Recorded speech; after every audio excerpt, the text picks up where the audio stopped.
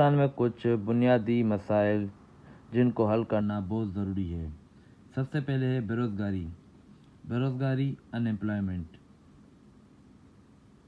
Number 2 literacy rate. हमारा literacy rate बहुत ही लो है। उसके रीज़न्स वजूहात ये हम आगे चल के आपको बताएंगे। Number 3 poverty.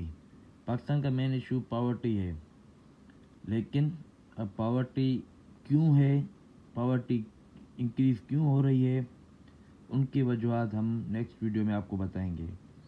नंबर 4 पे आता है टैक्स पॉलिसीज़। पाकिस्तान में टैक्स पॉलिसीज़ जो बनती हैं उसमें गरीब आवाम को फ़ायदा नहीं होता, बल्कि अमीर को फ़ायदा होता है। तो ये भी एक इकोनॉमिक इशू है। Number 5 inflation. आप देख रहे हैं डेली बेसिस पर इन्फ्लेशन रेट इंक्रीज़ होता जा रहा है, वो भी पाकिस्तान के लिए एक इकोनॉमिक इशू है।